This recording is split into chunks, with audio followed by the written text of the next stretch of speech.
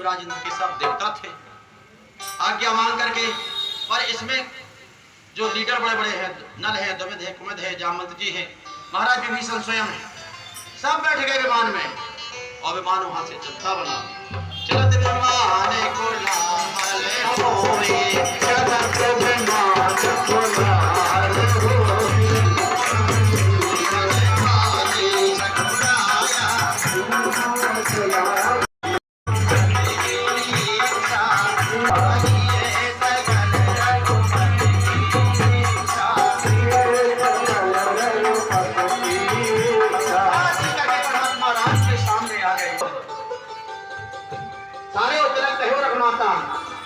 पिता वचन में नगर न जाऊं, आप सरस्वती अनिष्ट।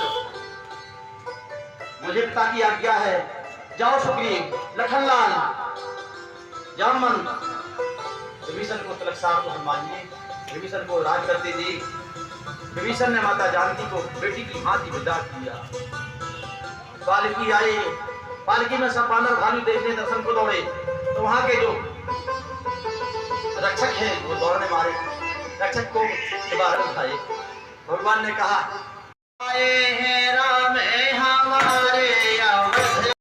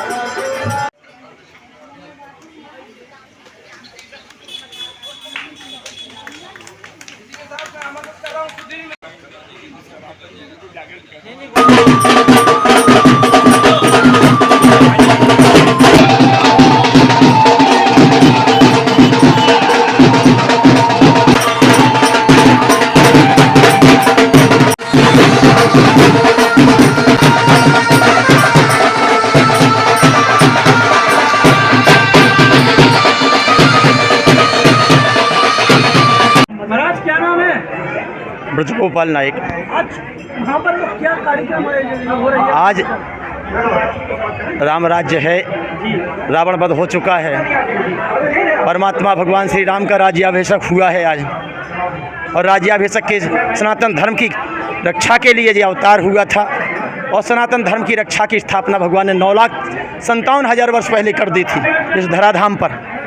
और सबको बता दिया कि परमात्मा राम क्या है, राम का अर्थ क्या है। राम कथा के माध्यम से बाबा तुलसी ने यह वर्णित कर दिया है, जिसको मैंने बखान किया है।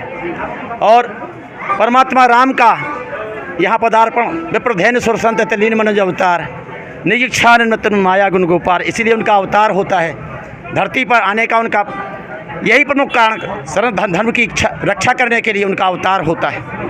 और दुराचारियों के नाश करने के लिए, दानव वंश, दानवता को ख़त्म करने के लिए मानवता का यहाँ पदार्पण होता है। मानवता की रक्षा करने के लिए और परमात्मा राम ने यहाँ मानव धर्म की रक्षा की, मानवता की स्थापना की और दानववाद को ख़त्म कर दिया हमेशा के लिए। इसी को रावण वध कहते हैं। 10 चीज़ का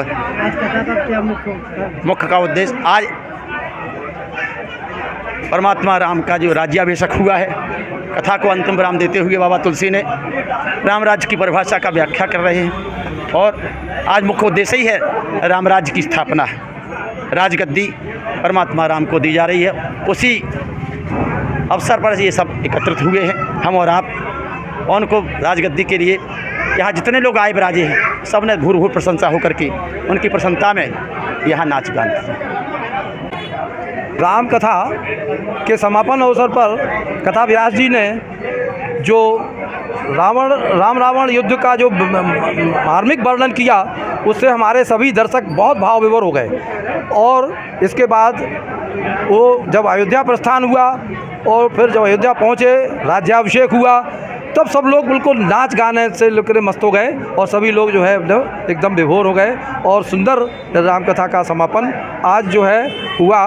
लेकिन ये समापन पूर्ण समापन नहीं है। अभी हमारा समापन जो है कल यानी 1 अक्टूबर को सुबह 9 बजे से हवन कार्यक्रम है यहाँ पर, और हवन कार्यक्रम के साथ अर्चन पूजन के बाद फिर प्रसाद वितरण के साथ ये समापन होगा इस तरह से। हाँ जी। कितने वर्षों से ये कथा 8 वर्ष पहले दक्षिण मुखी हनुमान मंदिर से आरंभ हुई थी, जो वहाँ 3 वर्ष वहाँ चली।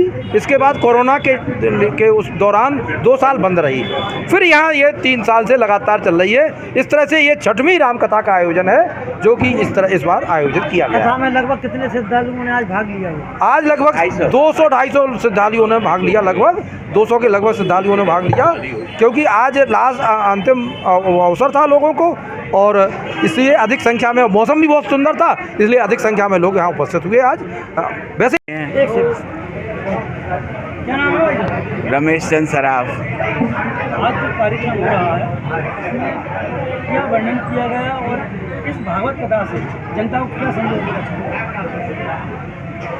सभी स्वजनों से अनुरोध है कि यह जो राम कथा प्रारंभ हुई और इसमें जो संयोजन है, ये सभी जो यहाँ आने वाले हैं उन सब ने मिलकर किया है। इसमें कहीं कोई अलग से ऐसा नहीं है कि फला पारिषद है, फला वो है। सब ने तन मन धन से सहयोग किया है। और इस राम कथा में जो हमारे कथावाचक व्यास जी हैं, उन्होंने प्रारंभ से अभी तक पहले भगवान राम के जन्म के प्रादुर्भाव के विषय में बताया कि जब विपदा पड़ती है और उस विपदा में जब प्रभु जन्म लेते हैं और इसी में उनका अवतार होता है पुनरुद्धार सभी स्वजनों की सुरक्षा के लिए और दुर्जनों के विनाश के लिए। यही इसका प्रेम मुख्य उद्देश्य है। और इसमें सभी रिटायर्ड रेलवे ऑफिसर ट्रांसफर। चल रही है, इसमें क्या वर्णन किया गया और आप क्या संदेश देना चाहेंगे आने वाली पीढ़ी? मैं वही कह रहा हूँ, आज के युग में राम की कथा में सबसे बड़ा बताया गया है कि जब जब आतंक बढ़ा है, जब जब आतंकवादियों का प्रभुत्व बढ़ा है, तब तब किसी न किसी महापुरुष ने जन्म लिया है, उनमें हमारे एक राम है।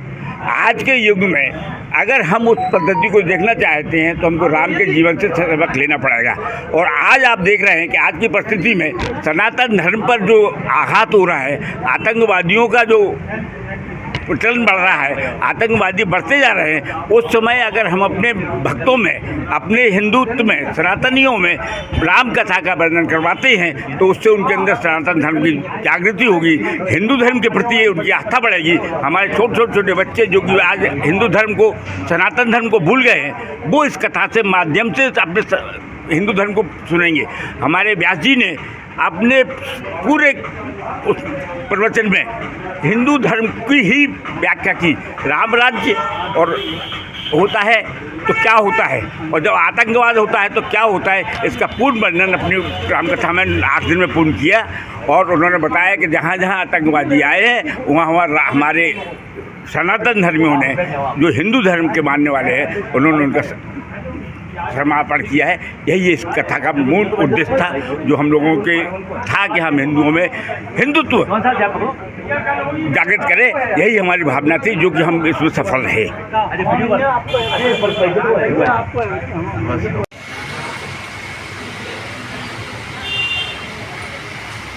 सियावर रामचंद्र की जय, सत्य सनातन व्यवस्था की जय।